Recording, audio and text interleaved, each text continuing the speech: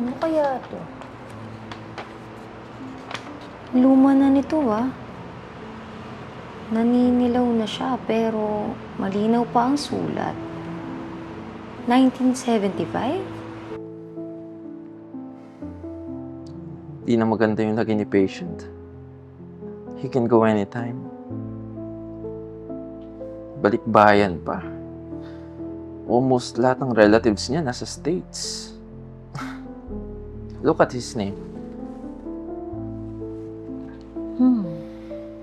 Pangalan siya nung nasa love letter. Hindi. Hindi, baka hindi siya. Sorry, what are you saying? Actually, Doc, kasi ganito yan. Remember, lumipat ako ng bagong bahay ko. Then, may nakita akong letter. Actually, it's a love letter. Then, 1975 yung date niya. Oh? Ivan kasi yung pangalan nung nandun yung sumulat. Tagal na ng love letter na yan 50 years. Yes, pero it's still well preserved. May konting paninilaw lang yung papel.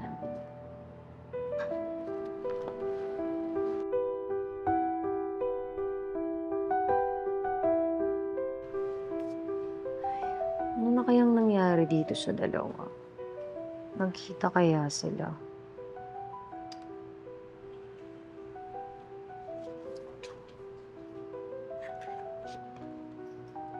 Teka. Patay na pala yung Lay. At kamukha ko siya.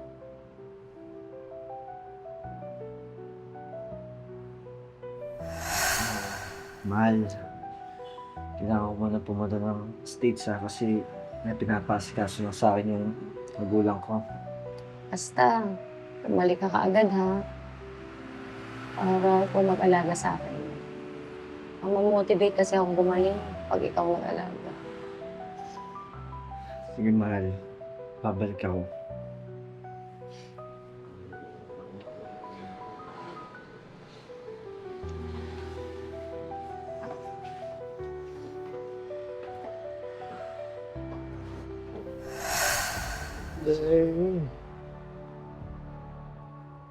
Sorry.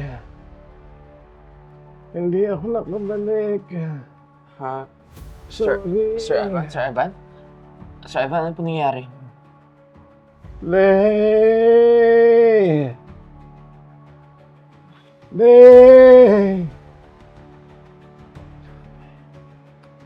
This is too complicated.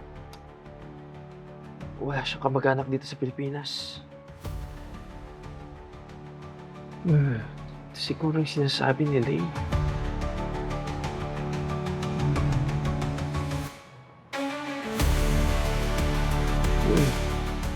Gusto ko makita si Lay. Gusto kong mag-sorry sa kanya. Hindi ako pinauwi ng magulang ko sa Pilipinas. Pakita niya sana si Lay. Lay!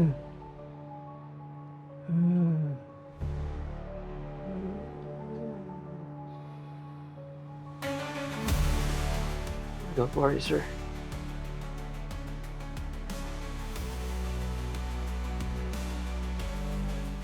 Dok, ba't mo naman ako pinasuot ng ganito? Retro party ba yung pupuntahan ko? Just trust me. Makinig ka sa sasabihin niya. Empathize if he say sorry. Take a look at him. Parang siya yung Ivan na sinasabi mo nasa love letter na nabasa mo. Okay, Dok. Ako nang bahala.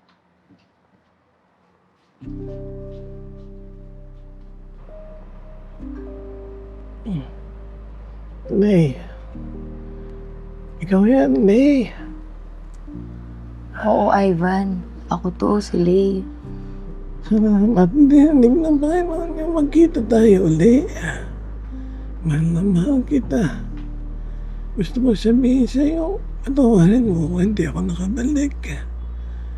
Yung mga magulang ko, sinuplong ako sa immigration. Desidido silang mag-iwanayin tayo. At ngayon, nandito ka na. Pwede ba? Ano yung pagkakataon? Mayakap at mahanggang kita uli. Ah. Ah. Ah. Ah.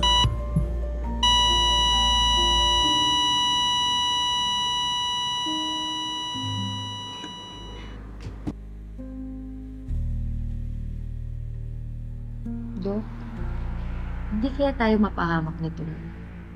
Parang niloko natin si Ivan. Hindi yan.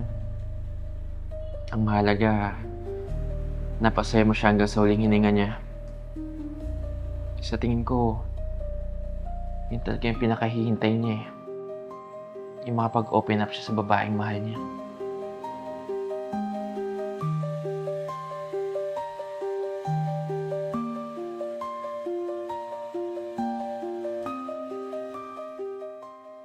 Dear Lay, sobrang namimiss kita. Alam mo, simula nang pinaghiwalay tayo ng mga magulang natin, di ako makatulog o makakain. Hindi na ako naghahanap ng iba. Tanging ikaw lang ang nasa puso ko. Magpagaling ka at labanan mo ang sakit na cancer. Malungkot ang buhay ko dito sa Amerika dahil wala ka sa tabi ko. Magpagaling ka at isang araw ay magkikita din tayo. Nagmamahal, Ivan.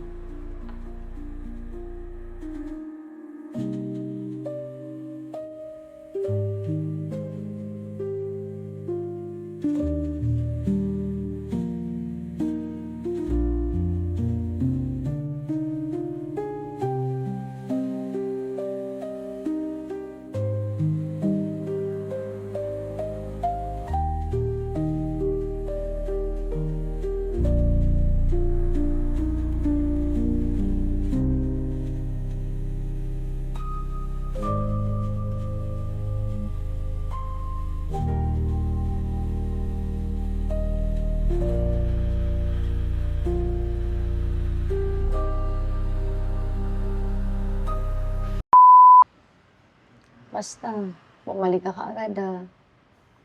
Gusto ko ikaw mag-alaga sa akin para ma-motivate akong gumaling. Pwedeng ulit? Para ma-motivate akong gumaling. Okay, Hindi ko kaya umilig mo. Scene 6! Since May pa pala. Rolling! Ready? 3, 2, 1, action! May. Ikaw yan, Lay. Lay. Oo, ako, Ivan. Si Lina. Sorry, Noel. Oo, ako. Sabi mo, oo. Oo. Ako ito, Ivan. Ako.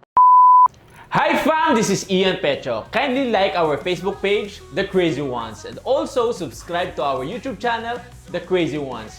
The Crazy Ones, life never gets old. Hey!